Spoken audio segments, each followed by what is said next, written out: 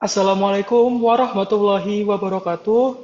Perkenalkan, nama saya Surya Alif Darmawan, bisa dipanggil Surya dengan NIM 250201020840. Di sini saya akan menjelaskan terkait analisis kerangka bisnis model kanvas atau BMC pada perusahaan Gojek pada mata kuliah Digital Innovative Entrepreneurship.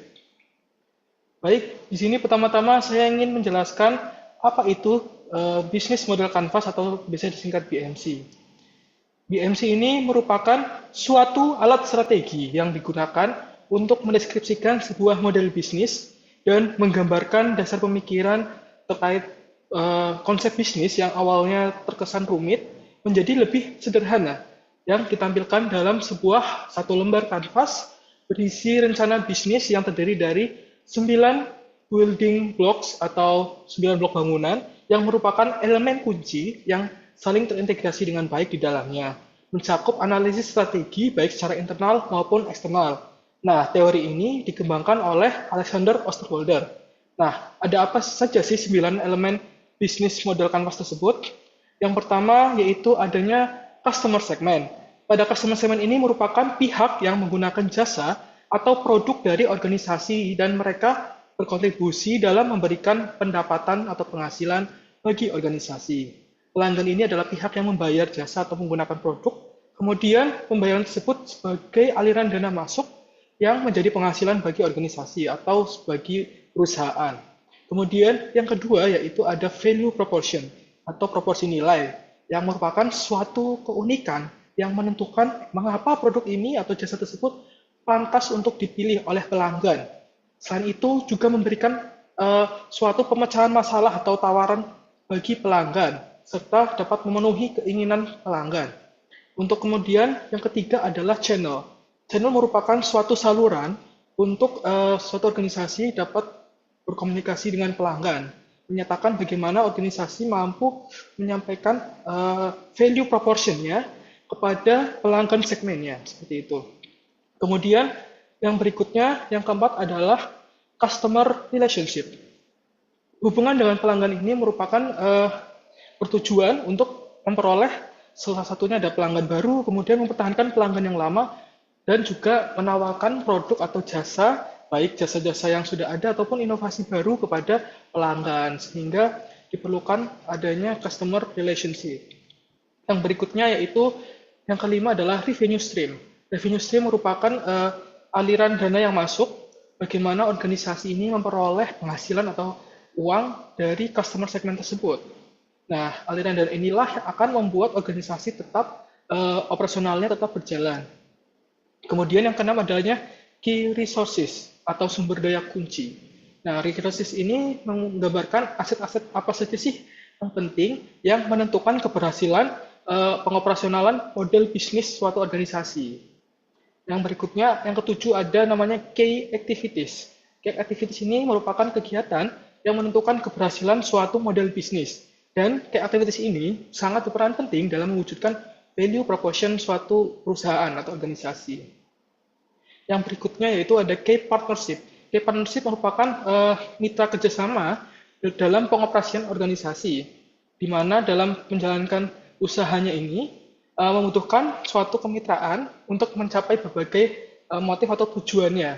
Nah, bisa jadi juga untuk dalam rangka melakukan penghematan atau efisiensi, atau juga bisa mengurangi risiko. Dan yang terakhir yaitu yang kesembilan ada namanya cost structure atau struktur biaya yang menggambarkan semua biaya yang muncul akibat operasional model bisnis tersebut. Nah, semua upaya untuk mewujudkan value proportionnya itu harus disampaikan melalui channel-channel yang tepat, serta key resources maupun key activities yang semuanya ini membutuhkan biaya. Nah, seperti ini nantinya akan menjadi suatu modal bagi organisasi untuk melakukan strategi ke depannya, untuk mengutamakan biaya yang rendah biaya. Nah, seperti ini nantinya akan menjadi suatu modal bagi organisasi untuk melakukan strategi ke depannya, untuk mengutamakan biaya yang rendah mungkin, seperti itu. Untuk analisis model bisnis kanvas ini, saya mengambil contoh yaitu studi kasus pada PT Gojek Indonesia. Nah, sebagaimana kita ketahui dalam perkembangannya ini, Gojek Indonesia didirikan oleh Bapak Nadiem Makarim pada tanggal 5 Oktober 2010, di mana pada saat awal mulai berdirinya terdiri dari 20 orang pengemudi dan satu call center saja. Nah, kemudian pada tanggal 7 Januari 2015, Gojek ini akhirnya meluncurkan aplikasi berbasis Android dan iOS di handphone, sehingga mudah untuk digunakan oleh pengguna melalui telepon seluler. Kemudian di tahun 2016 ini, perusahaan Gojek ternyata berkembang pesat dan menjadi perusahaan Indonesia pertama yang masuk dalam kategori perusahaan unicorn. Sebagaimana kita tahu bahwa perusahaan ini harus mencapai valuasi lebih dari 1 miliar US dollar untuk mencapai status tersebut. Dan pada saat itu juga valuasi dari Gojek ini telah mencapai sekitar 1,3 miliar US dollar atau sekitar 17 triliun rupiah. Berikutnya di tahun 2017 ini Gojek termasuk dalam 20 besar perusahaan yang mampu mengubah dunia dan di peringkat 17 di antara 20 perusahaan. Kemudian di tahun 2018 ini Gojek melakukan ekspansi ke berbagai negara di Asia Tenggara, yaitu salah satunya adalah Vietnam dan juga Thailand. Kemudian di tahun 2019 memperoleh berbagai penghargaan dan juga pendanaan-pendanaan, baik dari Google ataupun penghargaan dari Fortune. Dan di tahun 2020, Gojek berhasil menyatukan aplikasi yang beroperasi di Indonesia, Singapura, Thailand, dan Vietnam, dan telah diunduh sampai lebih dari 190 juta kali. Dan pada tahun 2021 ini, Gojek dan Tokopedia berafiliasi bergabung menjadi GoTo atau Gojek Tokopedia sebagai salah satu perusahaan teknologi terbesar di Indonesia. Tadi sekilas terkait perjalanan dari PT Gojek Indonesia, kemudian saya merangkum dalam suatu bisnis model canvas yang terdapat 9 elemen kunci atau 9 building blocks. Yang pertama itu adanya customer segment. Customer segment ini tentunya Gojek terdapat 3 segmen utama, elemen utama yang saling bergantung. Yang pertama yaitu adanya pengguna atau user.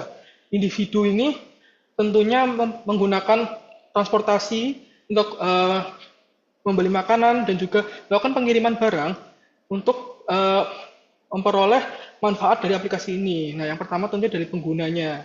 Nah, kemudian yang kedua itu dari mitra pengemudi atau driver partner, di mana driver partner ini biasanya adalah orang yang memiliki kendaraan untuk melakukan pengantaran penumpang maupun pengantaran barang untuk memperoleh pendapatan utamanya ataupun pendapatan yang fleksibel. Kemudian yang ketiga tentunya ada mitra usaha yang terdiri dari seperti restoran, toko kelontong, atau UMKM. Nah, mereka ini ingin menjangkau pasar yang lebih luas lagi, sehingga segmen Gojek ini tentunya sangat cocok bagi mitra usaha yang untuk menjangkau pasar lebih luas dan membutuhkan pengiriman dengan mudah. Kemudian yang kedua yaitu adalah value proportion. Nah, apa sih nilai unik yang dimiliki oleh Gojek untuk setiap segmennya? Yang pertama, untuk penggunanya tentunya melalui aplikasi ini akan menciptakan convenience atau kenyamanan bagi pengguna. Kemudian juga ada kecepatan, dan juga aplikasi ini merupakan aplikasi yang menyediakan semua kebutuhan atau aplikasi super app. Dan juga harganya bersifat transparan, kita dapat langsung mengetahui untuk pengantaran misalnya ojek atau makanan dari titik A ke titik B itu berapa harganya. Dan juga memudahkan bagi pengguna dalam melakukan transaksi pembayaran non-tunai menggunakan GoPay. Kemudian untuk yang kedua yaitu value proportion bagi pengemudi. Nah, bagi pengemudi ini tentunya akan menciptakan permintaan atau akses mereka yang lebih luas dibandingkan mereka harus di pengkolan yang hanya sekedar menunggu dan sedikit pelanggannya. Kemudian juga melalui Gojek ini mereka memiliki fleksibilitas waktu bekerja, tidak dibatasi mau dari jam berapa sampai jam berapanya. Kemudian juga ada berupa insentif dan juga asuransi bagi pengemudi. Selain itu bagi merchant ini akan menyebabkan peningkatan volume pekerjaan penjualan karena di Gojek ini terdapat jutaan pengguna. Kemudian juga memudahkan dalam pengantaran dan juga bisa memudahkan dalam manajemen keuangannya. Kemudian yang berikutnya yang ketiga yaitu terkait customer relationship. Customer relationship pada Gojek ini tentunya interaksi sepenuhnya ya otomatis melalui aplikasi dan berupa self-service dari penggunanya itu sendiri, mau menggunakan layanan apa dan sebagainya, sehingga self-service and automatic. Seperti itu. Kemudian yang berikutnya ada dua. Yang kedua adalah sistem rating dan review. Di mana Gojek ini terdapat sebuah fitur untuk melakukan rating atau review setelah dilakukan pengantaran. Nah, hal ini untuk apa? Untuk membangun kepercayaan antar pengguna Gojek dan juga mitra dari Gojek itu sendiri. Selain itu juga Gojek menawarkan ada program loyalitas atau GoClub untuk meningkatkan retensi pengguna dan juga ada tentunya ada customer support-nya untuk bantuan apabila terjadi adanya kendala atau konflik dalam menggunakan aplikasi.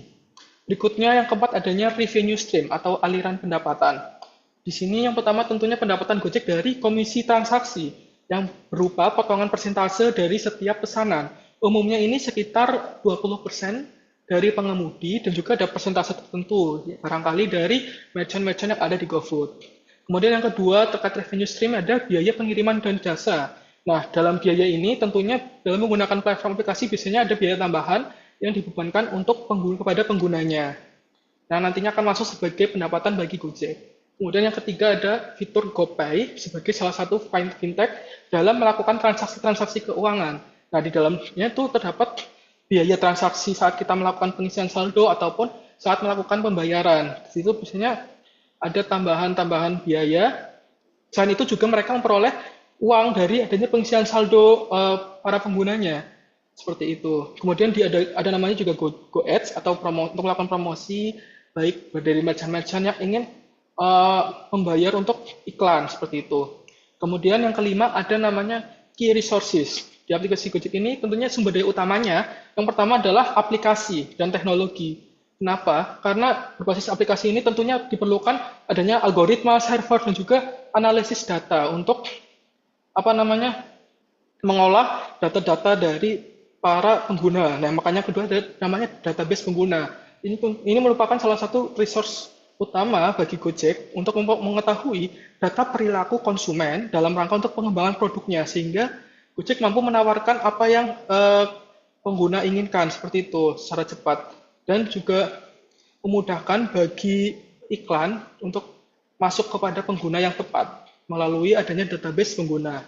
Nah, yang ketiga tentunya perlu adanya jaringan mitra atau network effect sebagai sumber daya utama, yang mana Gojek ini terdiri dari banyak sekali pengemudi dan juga merchant yang telah terdaftar pada aplikasi Gojek. Dan tentunya yang keempat adalah Gojek ini merupakan sebuah brand atau merek itu sendiri sebagai representasi dari karya anak bangsa yang berasal dari Indonesia. Dan berikutnya yang keenam yaitu channel atau saluran, di mana bagaimana cara Gojek mampu menjangkau dan berinteraksi dengan para pelanggannya. Yang pertama tentunya ada melalui aplikasi mobil itu sendiri sebagai saluran atau kanal utama dalam melakukan transaksi. Kemudian yang kedua ada media sosial dan digital marketing melalui untuk brand awareness dan juga melakukan promosi-promosi dari layanan Gojek. Nah, yang kemudian ada notifikasi pada aplikasi di handphone untuk mencoba memperoleh pelanggan baru atau mengiklankan juga layanan-layanan baru yang ada pada Gojek. Dan berikutnya ada dari word of mouth melalui kepuasan pengguna yang kemudian menjadi suatu hal yang mampu berimpact untuk peningkatan jumlah pengguna dari mulut ke mulut seperti itu. Kemudian yang berikutnya yang ketujuh ada aktivitas kuncinya. Yang pertama tentunya perlu adanya pengembangan platform bagi Gojek melalui maintenance aplikasi. Kemudian yang perlu juga adalah keamanan siber atau keamanan bagi data pengguna, jangan sampai bocor. Nah, maka dari itu sangat diperlukan adanya peningkatan keamanan cyber ini dan juga perlu adanya inovasi bagi fitur-fitur Gojek agar tidak monoton. Dan berikutnya perlu adanya manajemen data. Nah, di sini untuk analisis data dan juga mungkin bisa digunakan untuk efisiensi rute-rute bagi para Gojek, bagi para driver Gojek tersebut. Kemudian yang ketiga adanya pemasaran dan akuisisi sebagai sarana strategi atau promosi untuk menarik pengguna baru ataupun mitra-mitra baru. Dan perlunya adanya manajemen kemitraan dalam rangka menjaga hubungan antara pengemudi dan merchant pada Gojek sehingga mereka tidak pergi dari aplikasi tersebut. Kemudian yang kedelapan adanya kemitraan utama atau care partnership-nya tersebut. Yang pertama tentu ada mitra pengemudi dan merchant tersebut sebagai inti dari operasional Gojek itu sendiri. Kemudian yang kedua adanya bank dan lembaga keuangan dalam rangka untuk infrastruktur penggunaan top up dan pembayaran digital pada aplikasi fitur GoPay. Dan ketiga ada perlunya terkait penyediaan teknologi. Kemitraan ini terkait Google Maps dan juga atau provider-provider yang digunakan oleh Gojek. Dan terakhir ada perlunya dengan pemerintah sebagai regulasi dalam melaksanakan operasional transportasi maupun dukungan bagi para UMKM. Kemudian yang kesembilan yaitu terkait struktur biayanya. Nah, yang terdiri dari biaya teknologi untuk keperluan server, bandwidth, ataupun lisensi software yang digunakan. Kemudian ada juga untuk gaji karyawan, terutama bagi engineer, developer aplikasi, manajemen, ataupun bagi para driver itu sendiri.